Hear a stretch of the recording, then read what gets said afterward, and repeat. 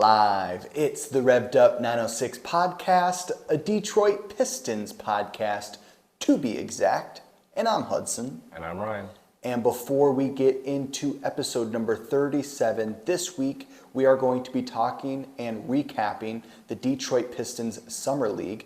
But before we get into it, I want to shout out Grind Clothing Co. because they are our official merch sponsor, and we have bucket hats for sale. So whether you're on the golf course or you're just shopping, you're out and about, you're at the library, grocery shopping, cruising around your town, make sure to wear a Revved Up 906 bucket hat and rep your favorite Detroit Pistons podcast. Also, we have these shoes available. They are fire, literally they have flames.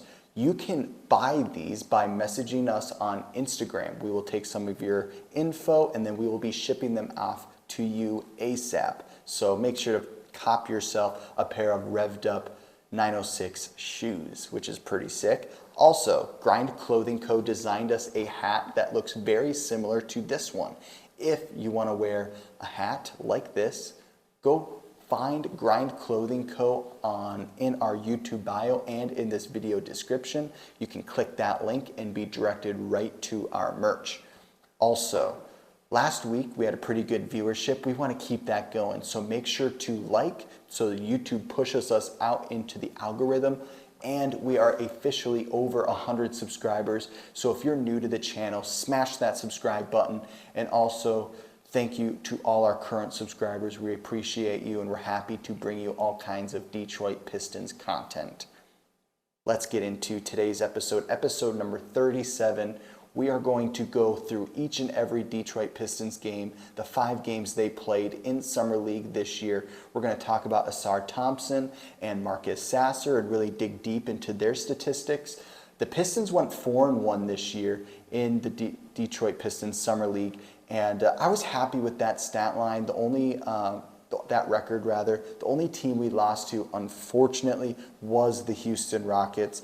But in this first matchup, to get a first look at Ausar Thompson and Marcus Sasser, we saw guys, some second-year, third-year guys play in the matchup against the Orlando Magic. James Wiseman, Jaden Ivey, Jalen Duren. We got to see a lot of the duo of Jalen Duren and James Wiseman.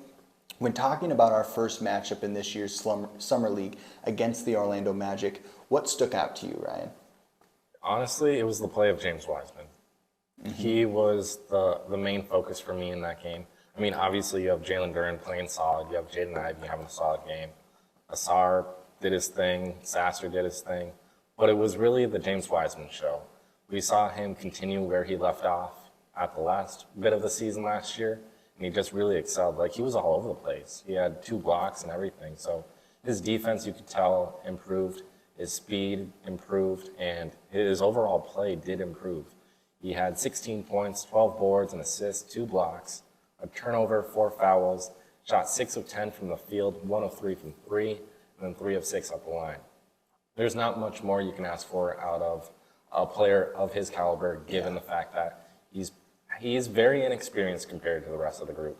And so the fact that he went out there and did that, it shows that he's going to continue to grow, but we've seen just a small sample size of what he can do in the future for us, and I'm excited.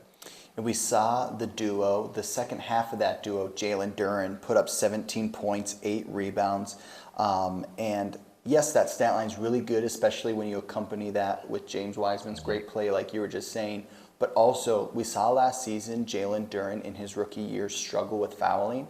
We saw him in this debut in Summer League only get 1 foul. So that's what I like to see, because Summer League can be quick paced. You can rack up the fouls quick. They give guys 10 fouls, so they're not fouling out of games. I think that's hilarious, by the way.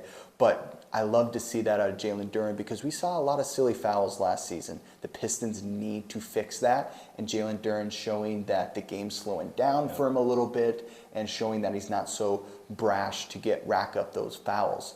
Ausar Thompson, we saw in his debut, put up 7 points, 9 rebounds, 3 assists, 1 steal, 3 blocks. Defensive end and rebounding are what really stuck out in his debut. He can rack up the boards quick and then really be an X factor on the defensive end. In his debut, and overall what we saw from Asar Thompson in this summer league, especially against the Orlando Magic, what were some of your thoughts? Honestly, in that first game, he's been known to fill up the box score. That's what he's been known for thus far, from overtime elite, etc. And we saw that in his first game, and I'm not disappointed by his stat line. A lot of people are like, the 5th pick overall should be putting up 20 points a game, blah, blah, blah. No. Honestly, you can put up whatever stat line you need to be successful and win. Winning is all that matters, honestly. So when you go and you compare him as to an example of Killian Hayes getting drafted at 7, and Killian's numbers not being spectacular for a 7th overall pick, well, he's the kind of player to fill up the box score. That's who he is. And so there's certain guys that do certain things the right way. And Asar is just one of them. He makes winning plays, and we saw that. I mean, 7 points, it's not spectacular, but he only took 1 shot and had 5 free throws. Like, of course he's going to have 7 points in that. And he's shown consistently throughout Summer League, not just that game, that he's the kind of player that doesn't just score. He doesn't look to just score. He looks to pass the ball. He's a pass-first player, which we haven't seen that in a rookie in a long time. And so the fact that he's out there trying to give opportunities to others is probably my favorite thing about his debut, is that he was looking to pass the ball. Marcus Sasser, the 25th pick, point guard, 6'2", out of Houston. We saw him give us 10 points, 1 steal, 2 assists, 3 rebounds on 3 of 8 from the field. Gave us more points than Asar, but like you were saying, these defensive plays that Asar gives you can sometimes be more momentum than even a bucket going through the net. So Marcus Sasser, I liked what I saw from him this summer league, especially in his debut. The game is slower to him than in Asar Thompson. It seems that he's just got like this NBA savvy player. We saw a lot of times in this year's summer league, Marcus not just making the 3 ball, but also getting in the paint and really knowing how to maneuver through those NBA bigs and get buckets in the paint. Marcus Sasser, thoughts? Marcus Sasser, honestly, the debut here, as an example, it's not anything spectacular, but he took his shots when he needed to. That's the type of player he is when his game comes to him, he's going to explode. When he needs to be more of a team player, he's more of a team player. He can go between being a scorer and being a playmaker like a snap of a finger, essentially. That's who he is. And obviously, when you have Jaden Ivey playing, you have James Wiseman, Jalen Duren, you have all these guys playing, of course they're going to overshadow Marcus Sasser's play. Marcus Sasser, of course, is going to get limited shots in that situation. But that's fine, because he knows his role within those guys. He knows he's not the go-to. He knows he's not the second, third option. He's fine being the 5th, 6th option out of those guys. He's fine with that, and you can really appreciate that.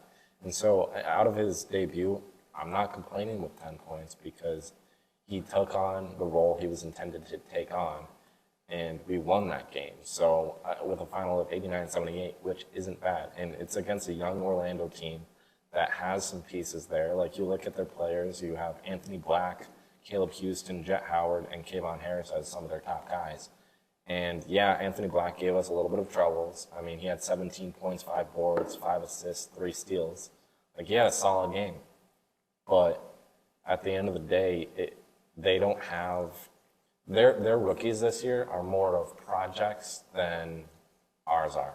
Ours are like I'm going to throw a football reference in there. The Lions this year, for their draft, they didn't go after guys that need to work on their game and have a very extremely high ceiling. They went after guys that they know can go in and play immediately. And that's what we did with this year's draft, is we took guys that can play immediately. Yes, we would have loved having Taylor Hendricks and others, but they're a little bit of a project still. And if we're trying to restore and not rebuild, of course we're going to take player-ready kind of guys. And that's what Asar and Marcus Sasser are. And we saw that with Marcus in this last game with the 40 points. Like, obviously, he can score. That's not his issue. But he's more of like, I'm going to be a team player before I look for myself. And that's what he did all Summer League. And I'm just excited to see what he does in the future. In the second matchup, the Detroit Pistons went against the Houston Rockets, some would say the Detroit Pistons rival, and this was our only loss. We lost 113 to 101. Jalen Duren, James Wiseman, they had a great first game, but they did struggle in this matchup. Guys like Jabari Smith really gave us the go-around. 38 points, 7 rebounds, 6 assists, 1 steal, 1 block for Jabari Smith. He really ate us up. Talking on the Detroit Pistons end, Jaden Ivey had 22 points, 10 assists, so he had that double-double, but seven fouls, so struggled with the fouls. On the Pistons end, what are some of your first takeaways from this matchup against the Detroit Pistons and the Houston Rockets? See, I'm not really upset by the loss. I mean, it's Houston, they're annoying, but yeah, I will say, let's throw this into regular season when you have Cade and we have all the new additions from this offseason. I honestly think our roster overall is better than Houston's, even though they added guys like Dillon Brooks, etc. I think Dillon Brooks is overrated. But like you look at the roster this year and what they did this offseason, it seemed like to me that they have no idea what to do with their roster, so they're just going to go out and sign players that they don't need. Yeah, it seems that way. That's what they did this offseason. And so the new additions of Dillon Brooks, etc., it's like, whoa, look at Houston go, look at them making moves. No, they signed guys that are going to take minutes away from Jalen Green, Tari Eason, Jabari Smith even, like Cam Whitmore, etc. They're going to take minutes away from these guys. Mm-hmm. And that's the wrong approach. So this loss, to me, it's not the end of the world because we know deep down that we can easily beat them in the regular season. There's no issues there. But you even look at like Cam Whitmore, who was supposed to be a top 5 pick, gets drafted at 20 by Houston, which might be a steal, let's be realistic there, because Cam Whitmore is not a bad player. He just had a terrible workout with the Pistons, and he did not pass the personality test by a lot of teams, and that's why he fell. It wasn't anything to do with his game. It was more to do with a lingering knee issue and then his personality. And you don't draft just based off of skill. You have to focus on personality too and what that character can bring to your team. And so when you have Cam Whitmore having 21 points against us, who cares? Who cares? So this loss, I'm not upset by it. I mean, am I upset by Jabari Smith dropping 38? Yes. Who wouldn't be upset by that? Right. But at the same time, it's Summer League. Not a lot of guys are going out there and trying. The only guys that are really trying are guys that are trying to make it in the league. So at the end of the day, I'm not upset by it, but 38 points does hurt. We saw our duo of big men, Jalen Duren and James Wiseman, both put up double-doubles. From Duren, we saw 23 points, 10 rebounds, and then from Wiseman, 17 points and 10 rebounds. These two big men showing that offensively and on the boards, they can put up numbers, but they're still struggling with that chemistry side of knowing the pick and roll on the defensive side and when to switch, and Tari Eason, Jabari Smith kind of having their way. But that's why I loved them playing 2 games together in Summer League, is they're getting used to that NBA speed on the defensive end and really struggling and getting through and persevering through that defensive chemistry and really figuring out that dynamic. In the second game, Asar Thompson's second game in Summer League, we saw him put up 12 points, 8 rebounds, 6 assists, 3 steals, and 2 blocks. Another stat sheet stuffing game. Asar Thompson showing how dynamic he is through these first 2 games of Summer League. I was happy with his play. Obviously, offensively wasn't the most efficient. We saw him put up 6 of 13, but 46%. I don't hate that. Thoughts on Asar Thompson against the Houston Rockets? Asar Thompson continues to show why he was taken by us. Yeah. And obviously, he's the best out of the Thompson brothers. I'm just going to say it. But you also look at the majority of this year's draft class. He's by far the best player in the sense, I'm not saying he's the best player overall, but he's the best player in the sense of doing everything. He's established himself as one of the premier players in this year's draft class of doing everything for a team. And I know it's early, but in his summer league. But the fact is, like, he keeps showing why he is that good and why he affects a team and brings winning basketball. I'm not upset by his poor shooting. That's obviously something he needs to work on. That was something that every scout out there was saying about his game. Yeah, we said coming into the draft was that he needs to work on his shot. That's what he needs to work on the most. But otherwise, everything else is pretty much polished and ready to go. And to me, watching his play over Summer League here, he kind of, I'm not saying it's a fair comparison, but he kind of reminds me of what Tobias Harris did for us back in the day. He's one of those players that he's not a superstar. He's an all-star caliber player who's going to make winning plays day in and day out and make sure the team is just fluent on all levels pretty much. And so that's kind of what I see out of Asar based off Summer League play. And I missed Tobias Harris. He was definitely one of my favorites. We should have never traded him away for Blake Griffin because Blake Griffin's overrated. But yeah, Asar Thompson, kudos. When you look at the box score, Marcus Sasser versus the Houston Rockets struggled. But we're going to see in these next 3 games that he was able to persevere. But just so you guys are in the know with Marcus Sasser's second game, his stat line was 3 points, 2 steals, 2 assists, and 1 of 6 from the field with 4 personal fouls. But I think you guys are going to like what's to come from Marcus Sasser. In the Pistons' third game, they played against the Toronto Raptors, and they were able to come back from a loss to the Houston Rockets and follow it up with a statement win against the Toronto Raptors, winning 94-90. Got to play against guys like Grady Dick that we thought maybe the Pistons would take. But we saw Jared Rhoden, a guy that we haven't really talked about a whole lot, put up 18 points, 1 block, 2 steals, 8 rebounds on 6 of 12 shooting. Jared Rhoden showing Pistons fans that he's still here fighting for a roster spot, and maybe a game like this helped him earn one. Yeah, he's definitely by far still a project. Let's just be honest here. He's definitely a project still, but he continues to show, rather, when he does get minutes and opportunities, he's going to take it. And even with the limited 10-plus games that he played with us last year at the end of the season there, I mean, yeah, he struggled. Of course he would. He's a young player still. He doesn't have a lot of experience playing in the NBA, and that at that level at least. But we saw a guy who continued to work his tail off, even if he wasn't the best out there. And then in Summer League, we're continuing to see him excel in the sense that he's the kind of guy that should excel at this level. There's no reason he shouldn't be. Right. If he doesn't excel at this level, I don't know why we have a roster spot for him. Yeah. But he continued to show, like, hey, put some respect on my name. I can play. And he did that. I mean, 18 points out of Jared Rhoden, I'm not complaining at all. Even if it is Summer League, I'm not complaining with that stat line. Like, the fact that he also had 8 boards, 2 assists, 2 steals, and a block. Yeah. Like, filling up the box score, too. But he did turn the ball over a couple times and have a couple fouls. And historically speaking, he does struggle heavily with that.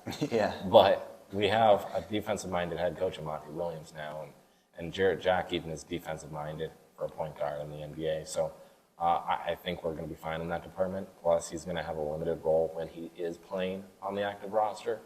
So I don't think he's going to foul too much or turn the ball over a lot. But I'm pleased with his play in Summer League. Yeah, plus, I mean, he shot 6 of 12 from the field. So he showed that in the last 10 games he played with the Pistons last season, he struggled efficiency-wise. So showing that when he's given an opportunity, he can be efficient at times. I look at Asar Thompson's stat line against the Toronto Raptors, and I just get excited. He had 17 points, 9 rebounds, 3 assists, 4 steals, and 2 blocks. And yes, 7 turnovers, I understand. But Asar Thompson, not disappointing whatsoever, showing again how dynamic he is. We saw him block Grady Dick from the 3-point line and then book it down the court and slam it on the other end, showing that he can make it happen on both ends of the court. Thoughts on Asar Thompson in his 3rd game in Summer League? Definitely his best game out of Summer League thus far before the next couple games, but he showed that he can shut down players. And going back to my comparison of Tobias Harris there, Tobias Harris is known for shutting down the opposing team's best player. Oh, yeah. That's what he's known for. And that's what Asar did with the Raptors. He shut down Grady Dick. Even though Grady Dick did have 22 points, 7 boards, 3 assists, a steal, he still shut him down. Like, Grady Dick obviously was the best player on the Raptors this Summer League. No questions about it, really. He's a shooter. And the fact that he only had 22 points in a game of which he definitely took a lot of shots compared to everybody else and probably could have easily at least had 30 points in that game. Asar just shut him down consistently when he was guarding him. And I love that out of him.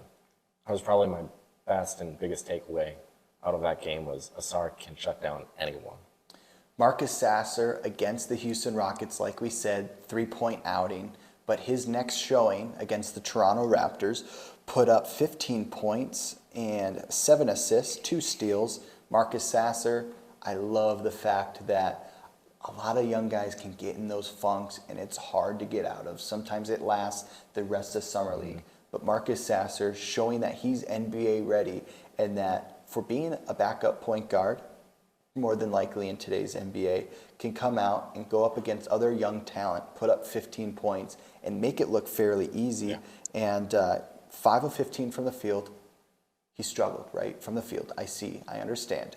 But to still be able to put up 15 points and get a win against the Toronto Raptors, they have a lot of good young talent. Okay. Grady Dick, Ron Harper, they got guys that can put up buckets. And the fact that the Pistons and Marcus Sasser leading the offense were able to make it happen is what I love to see. Marcus Sasser, I think, in this Summer League showed that he can lead winning basketball. Yeah, you definitely, he showcased his IQ a little bit there.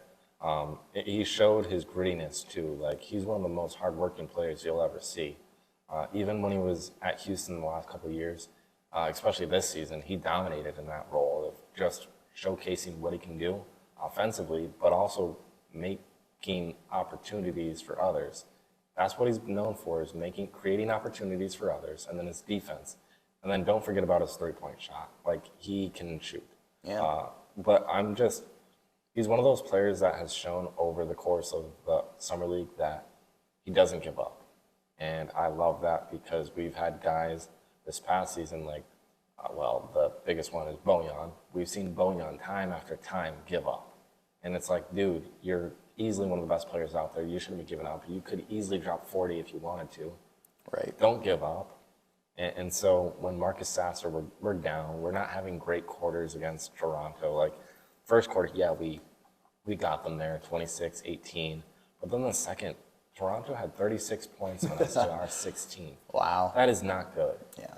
But then third and fourth quarter, we blow them out again. We just put our heads down and go back to work. Yeah. And that's all led by Marcus Sasser.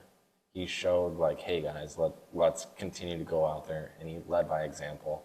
And so I'm happy with his overall play in that game because he showed that he is a versatile threat to this team, and he is a good leader. In the fourth game for the Detroit Pistons, we saw them take on the San Antonio Spurs following their win against the Toronto Raptors. They went back-to-back wins and won 73-79 against the San Antonio Spurs. And we saw Asar Thompson put up 18 points, the most points he would put up in Summer League, with 14 rebounds, 2 assists, 1 block. And this is what I like to see from Asar because we saw him against the Toronto Raptors put up 6 turnovers. We saw him put up only 1 against the San Antonio Spurs. Marcus Sasser, I just get so excited after looking at each game and looking at his stat lines and seeing how when we saw those sophomore guys, those third-year guys sit the bench, not suit up, and guys like Marcus Sasser and Asar Thompson get more minutes and more quality minutes.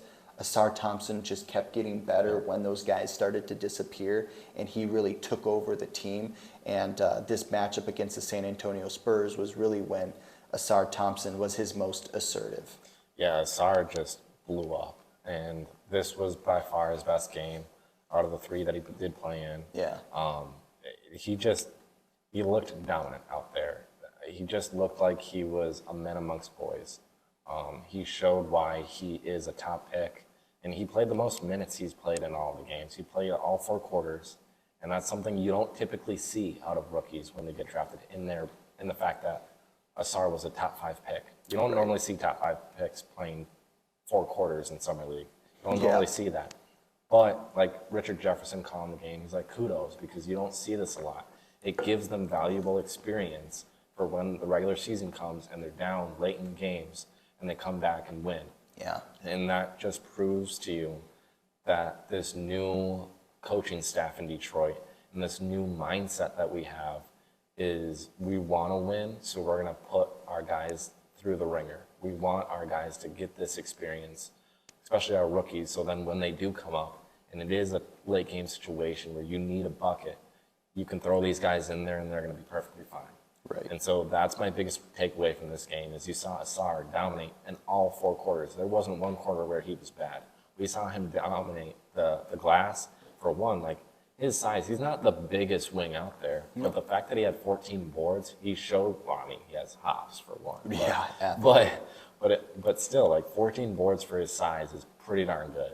And then he also dunked on Dominic Barlow. Like, that was awesome. Yeah, poor Barlow. Yeah, but he had a great game too. Yep. He did. Marcus Sasser, his second double-digit game in a row. He had 10 points, 1 rebound, 1 assist, kind of just doing whatever Asar Thompson really needed him to do. He filled in and was that kind of key role player, that key number 2 guy. And I'm not exactly sure how to pronounce his name, but Cazalan. Yep. Is that Malcolm Cazalan. Yeah, talk about his stat line because we got to see a little bit of a shine on him. Yeah, so throughout Summer League, he showed that he can shoot and he's a good playmaker. And then in this game, we finally saw that. He showcased more of his abilities. He had 16 points, 4 boards, a steal, 2 turnovers, and a foul. He was 6 of 14 from the field, 2 of 8 from 3, and 2 of 4 at the line. He did not disappoint. This was by far his best game. And honestly, when we signed him, I'm like, oh, where is this going? Because you don't typically sign a former teammate of one of your current players in Killian Hayes. You don't normally see that.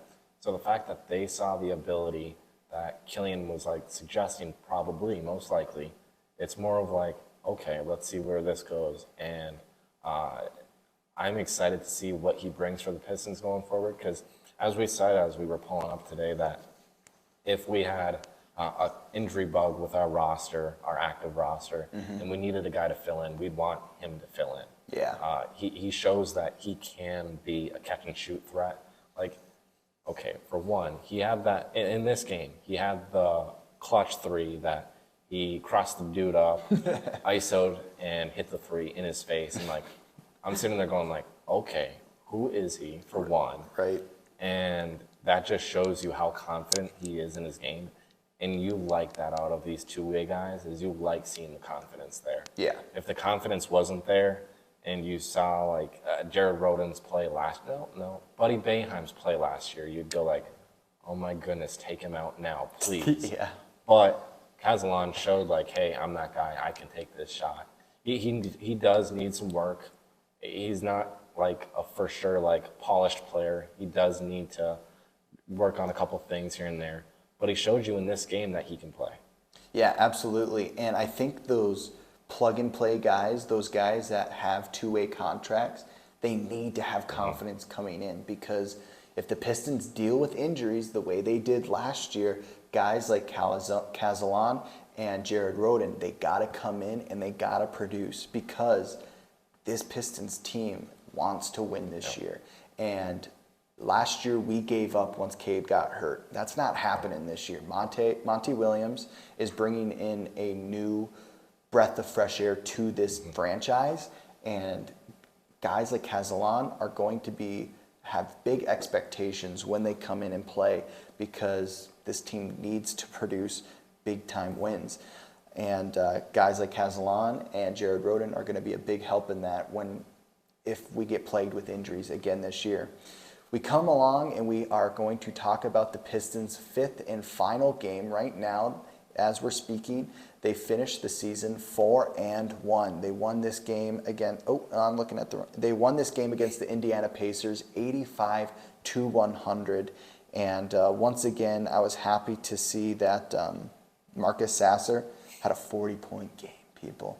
After his second game of Summer League, only putting up 3 points, he played big against the Indiana Pacers. 40 points, 5 assists, 1 steal, and 1 block, and shot 16 of 25 from the field, which is 64%, and 5 of 9 from the three-point line, which is 55% from the three-point line.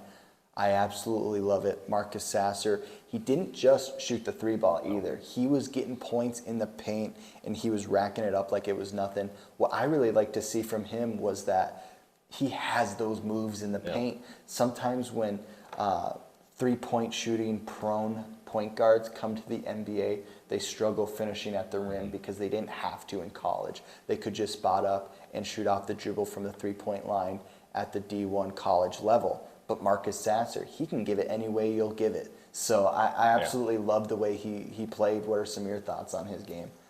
So this game, it's like, am I excited for 40 points? Yes.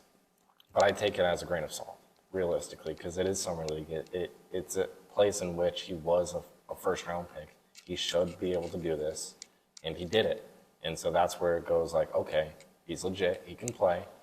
He's ready for the NBA. But if this is like G League and he does this, it's the same thing as Summer League. It's like these guys, this is a low tier end kind of player. Not Marcus Sasser, but the play level that they're at is low tier compared to the NBA. So they're not playing high end players. So you should be able to go out and do this if you're a first round pick. And that's exactly what he did. Jarrett Jack was like, hey, go drop 40. What did Marcus Sasser do? Drop 40. He did his job. That's what he intended to do, and that's what he did. And so I am not disappointed by his stat line at all, because you should expect it out of this guy, especially at the college level. He's by far one of the most explosive players on our Summer League team this year. He can shoot, he can play make, he has a high basketball IQ, his defense is off the charts. He is a smaller player, but his wingspan makes up for it on a lot of aspects of his game. And so I'm not disappointed by 40 points at all. I'm not like ecstatic jumping out the gym going like, oh my goodness, did we just get a steal? I just see it as he did his job, and that's something you can hang your hat on, because I'm ready for the regular season now to see what he can showcase. We saw a former Michigan player, Xavier Simpson, at the point guard position give us double-digit points against the Pacers. He gave us 10 points, 5 assists on 4 of 7 shooting, which is 57% from the field. Xavier Simpson has gone back and forth with Summer League teams and G League teams for about 3 or 4 years now, but showing that he can give us some buckets, and hopefully we sign him to our G League team long term, so that maybe, if we're struggling from the point guard position, we can bring him up and see a couple first looks at him in the NBA. Yeah, I wouldn't complain at all if we signed him to our G League team. Obviously, go blue, baby, but he's been one of my favorite players to watch in the G League. Not that I sit down and watch every single game, because let's be realistic here, I'd rather watch the Pistons. Yeah. But he's one of those guys that no matter what challenge faces him, he's one of those guys that just goes out there and wins. And even if he puts up 10 points, 5 boards, an assist, and 2 steals, even though that's not a lot, he still impacts his team on a winning level. And so that's why I kind of want him to be on our G League team, because he can bring experience to these younger guys that are trying to make it to the league, and really lead by example and just give these opportunities to these young guys. Like Jared Roden sitting down there in G League, learning from Xavier Simpson on the experience side of things. Same with Malcolm Casalon, as we just signed him to a 2-way deal. I want older vets that have the experience that these guys have to help learn and teach Jared Roden and Malcolm Casalon and other guys that we may see with the Pistons in the future. Like, I just want that there, because why not? And another guy I want to make a point to talk about is Stanley Amude. He's typically been with our G League team. He hasn't been on a 2-way deal before with us, but he's one of those guys that continues to work on his craft. In this game, he had 13 points, 9 boards, a block, 4 turnovers, and a foul on 6 of 13 shooting, 1 of 5 from 3, and 0 of 1 from the free throw line. That's not a bad game out of him. I'm not complaining by that score, box score at all. It showed you that he can play. And even though it's Summer League, he's continued to consistently be one of those top 10 players in the G League and Summer League. And so I would not be disappointed at all if we pulled him up a couple games and gave him that opportunity, because he's showcased time and time again that he can play. Absolutely. We talked about all 5 games the Detroit Pistons played. Their final record was 4-1 on their overall Summer League record. If you had to pick an MVP of this year's Summer League for the Detroit Pistons, who are you thinking? Who are you taking? Well, the obvious answer would be Asar Thompson, by far. No questions, doubts about it. But he did what was expected of him. We didn't see anything that disappointed us about his game. We didn't see anything that was like, wow, he's legit. We just saw the flashes that we needed to see that we can possibly see this season. Same with Marcus Sasser. Those 2 guys obviously could be considered the MVP, but you gotta look at the full end roster and what everybody did. And my Summer League MVP is Malcolm Castellan. Every single game he put up buckets, even if it wasn't 16 points, which was his high. He continued to show you that he is a shooter and is a defensive threat. And he's a 3-and-D kind of guy, and that's what we need on our active roster. I'm very excited to see what he does for us this upcoming season, because Buddy Boeheim struggled in that role for us this past year. And if Malcolm Castellan can come in, which in Summer League alone pretty much destroyed Buddy, but I'm excited to see what he can do with us, because I actually kind of see him sticking in the NBA permanently. Like, if he does have a decent season this year with us, I can see him being on a full-blown contract. If he struggles from time to time, we may see him again next year on a 2-way deal. He's just one of those guys that I can see sticking. Did Asar Thompson meet your expectations coming into Summer League? Because for me, watching his film, I knew he was going to be okay offensively and stellar defensively. I didn't realize he was going to be that much of a stat sheet stuffer, because we saw it in the Overtime Elite League, but I didn't really expect it right away in Summer League. I thought maybe the pace of the game that the NBA brings, even at the Summer League level, would kind of make him take a step back. But he showed he really, stuffed the stat sheet. So he met my expectations. Did he meet yours? He did meet them. The stats alone, great. But you look at what he can do, just watching him play. You don't have to focus on what he did stat-wise or anything. Just watching him solely, you saw why Weaver took him where he took him. You saw exactly what Weaver is seeing out of him. He's a freak of an athlete. And we kind of had a little bit of doubts, even us, when we were talking about who we wanted the 5th overall pick. And we were like, well, maybe he can't do this, maybe he can't do that, maybe he's going to struggle a lot. But he really went out there, and you could see what Weaver saw in him immediately. And that's what I'm the most excited about for his game in the future, is that, his stats did meet our expectations, but the player he is exceeded them. We saw him showcase who he is as a person and a player, and there's nothing much that you can ask for after that. And we saw him be able to stay healthy, which I love to see. We saw his brother go out in his first game with the Houston Rockets. To see Asar put up the minutes he did, played all 4 quarters against the San Antonio Spurs, and be able to stay healthy, that's so great to see. Marcus Sasser, we saw him put up 15 points, 40 points, get up to 5 assists in a game, shoot up to 66% from the 3-point line. For me, I think he kind of, I gave him low expectations just because with the 25th pick, it's hard because you're right in the middle of the pack of the draft. It's hard to know who to take with that 25th pick. I probably wouldn't have taken Sasser. I gave him low expectations. I think he exceeded my expectations. I think he showed us more than what I really expected. And I'm so happy to be able to say that, because now we know that we got an NBA-ready guy on our roster. Expectations, did he meet them? So initially, I was sitting there going, why did we just take a point guard at 25? Why did we just do that? I thought the same thing.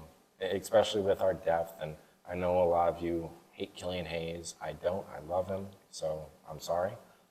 But still, it's more of like the thought process behind taking a player like him, where we took him, given the depth at point guard already for us, and even trading for Monte Morris then too. It really was a whirlwind of questions going around the team in that position. But he did. I didn't have low expectations for him. I didn't have high expectations for him. I expected him to do what he did, but you also saw at times that he was a special player, and that's why, again, he exceeded my expectations. And I'm not looking at box scores or whatever when you're breaking down these guys. It's more of the eye test for me. Can they prove to you that they can play? Just off the eye test alone, yes, they can. They both exceeded my expectations in that ballpark. But if you're talking like stats alone, that's what you expect them to do. So he did exceed them, and I'm excited for this upcoming season. Well, that will do it for our recap of this year's Detroit Pistons Summer League. Thank you for watching episode number 37. Make sure to like and subscribe. Also, I want to give a shout out to one of our sponsors, Campfire Coworks. They are located here in Marquette, Michigan, and that is where our studios are actually located.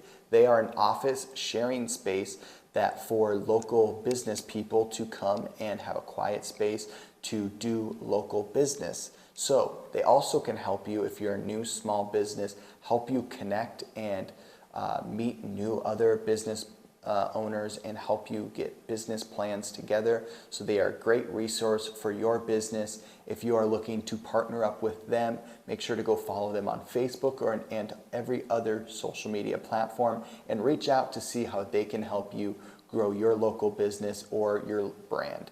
Thank you guys for watching, and we will see you guys in the next episode. Peace.